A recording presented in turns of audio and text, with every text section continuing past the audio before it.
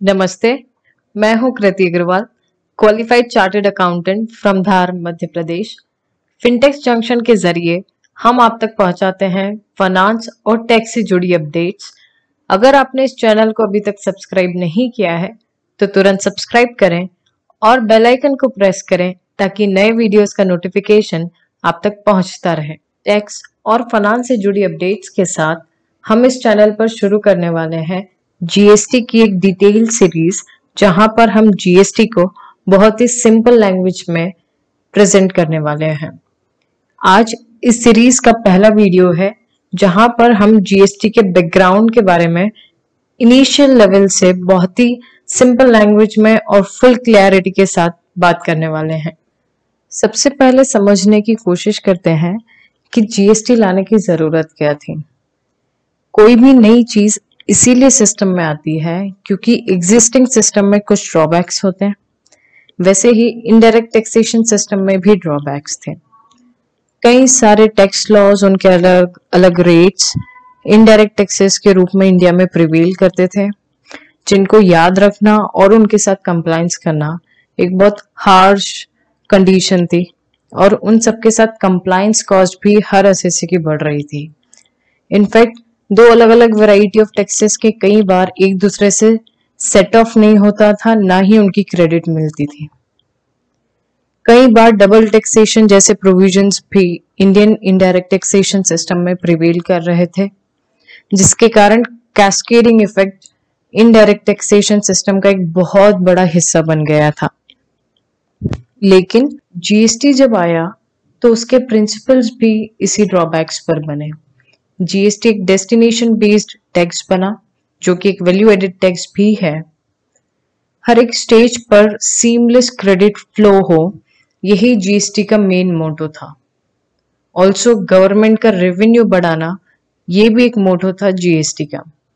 Also government की schemes जैसे ease of doing business या मेक इन इंडिया को प्रमोट करना भी जीएसटी का एक लक्ष्य था। इंटरनेशनली हम देखें तो इंडिया का ये टैक्स रेवोल्यूशन बहुत बड़ा नहीं था। फ्रांस पहली ऐसी कंट्री थी जिसने जीएसटी इंप्लीमेंट किया था वे बैक इन 1954। आज पूरे वर्ल्ड में 160 प्लस कंट्रीज हैं जो जीएसटी इंप्लीमेंट कर चुकी हैं। जीएसटी को इंप्लीमेंट करने के लिए अलग अलग मॉडल्स हैं। इंडिया ने चूज किया डुअल जीएसटी मॉडल, जहां पर सेंट्रल और स्टेट गवर्नमेंट दोनों को पावर दी गई ताकि आप लेवी और कलेक्ट दोनों कर सकें थ्रू प्रॉपर लॉस।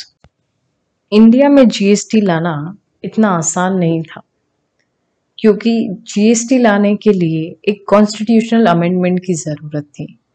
इसीलिए शायद जीएसटी लाने में इंडिया में इतनी देर लग गई। क्योंकि अगर हम एग्जिस्टिंग सिचुएशन देखते तो सर्विसेज, मैन्युफैक्चरिंग और इंटर स्टेट सेल्स पर टैक्स लगाने का अधिकार सिर्फ सेंट्रल गवर्नमेंट के पास था और इंट्रा स्टेट सेल्स पर स्टेट के पास पावर था। दैट्स वाई कॉन्स्टिट्यूशन में अमेंडमेंट किया गया bye constitution 101st amendment act 2016। Article 246A introduce किया गया ताकि सेंट्रल और स्टेट गवर्नमेंट दोनों को जीएसटी लगाने की पावर मिल जाए। कॉन्स्टिट्यूशन में आर्टिकल 265 है जो कहता है विदाउट अथॉरिटी ऑफ लॉ आप इंडिया में टैक्स नहीं लगा सकते। अब ये अथॉरिटी देगा कौन? ये बात की गई है आर्टिकल 245 में, जो बोलता है पार्लियामेंट और स्टेट लेजिस्लेचर्स के पास पावर है कि वो लॉ बनाए और टैक्स कलेक्ट करें। किन सब्जेक्ट्स पर स्टेट लॉ बनाएगा, किन सब्जेक्ट्स पर सेंट्रल गवर्नमेंट लॉ बनाएगी, ये सब चीजें आर्टिकल 246 के शेड्यूल 7 में दी गई है। शेड्यूल 7 में 3 लिस्ट है। सबसे पहली है यूनियन लिस्ट, जिस लिस्ट में दिए गए सब्जेक्ट्स पर लॉ बनाने का पावर सिर्फ पार्लियामेंट के पास है। नेक्स्ट लिस्ट है स्टेट लिस्ट, जिसमें ऐसे सब्जेक्ट्स हैं जिसमें सिर्फ स्टेट लेजिस्लेचर ही लॉ बना सकते हैं और कॉन्करेंट लिस्ट ऐसे सब्जेक्ट्स की है जिस पर पार्लियामेंट और स्टेट लेजिस्लेचर दोनों मिलकर लॉ बना सकते हैं।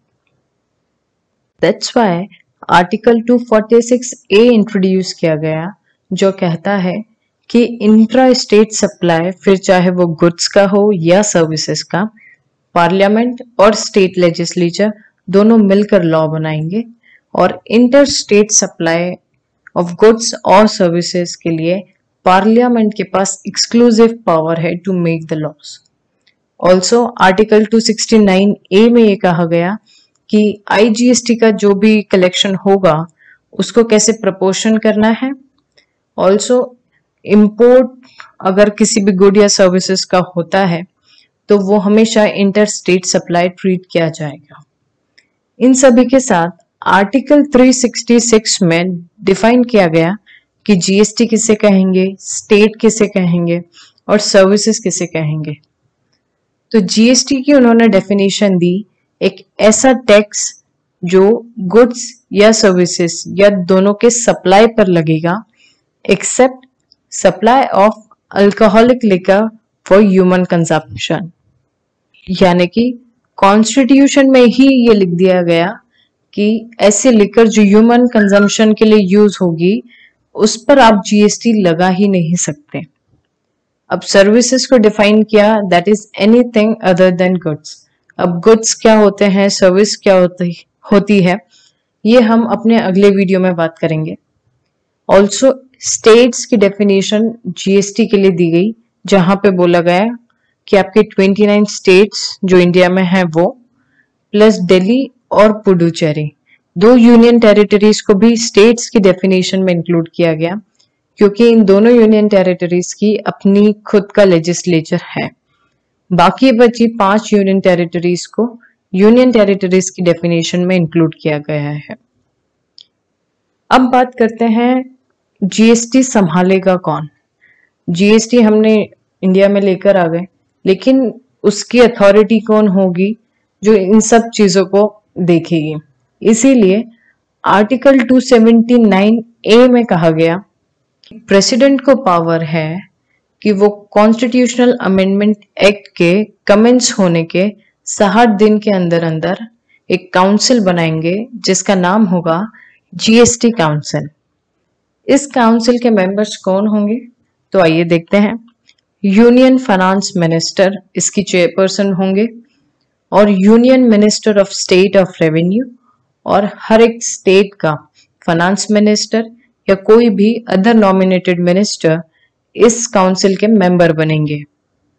और ये सभी मेंबर्स अपने म्यूचुअल डिस्कशन से अपना वाइस चेयरपर्सन इलेक्ट कर सकते हैं। Also this article tells about what GST council can recommend, कि कौन से स्पेशल कैटेगरी ऑफ स्टेट्स है, रजिस्ट्रेशन के लिए क्या टर्नओवर की थ्रेशोल्ड लिमिट होगी, क्या गुड्स एंड सर्विसेज एग्जाम्प्ट होंगे, किस रेट पर टैक्स लगेगा, each and everything. Also council की मीटिंग कैसे होंगी, वोटिंग राइट्स और उनके प्रोसीजर्स कैसे होंगे। एक क्लॉज 5 इस आर्टिकल में इंक्लूड किया गया है जो कि बहुत इंपॉर्टेंट है, जो बोलता है कि GST काउंसिल को जब ठीक लगे वो petroleum crude, high speed diesel, motor spirit यानी कि पेट्रोल, नेचुरल गैस और एविएशन टरबाइन फ्यूल पर GST लगा सकते हैं। यानी कि ये पांचों प्रोडक्ट्स पर अभी तक GST लगा नहीं है, पर काउंसिल को जब ठीक लगता है वो इस पर GST लगा सकते हैं। अब GST को इम्प्लीमेंट करने के लिए एक GST नेटवर्क बनाया गया जिसे हम GST पोर्टल बोलते हैं। देश की दूसरी सबसे बड़ी IT कंपनी इन्फोसिस ने इसे डेवलप किया है। अब समझते हैं कि GST आने के बाद कौन से टैक्सेस नहीं रहे और कौन से टैक्सेस बचे हैं। तो सबसे पहले बात करते हैं सेंट्रल टैक्सेस की, जो GST में सबस्यूम्ड हो गए हैं। वो है central excise duty, additional duty of excise, excise duty levied under medical and toiletries preparation act, additional duty of customs that is CVD and SAD, service tax, surcharge and cess.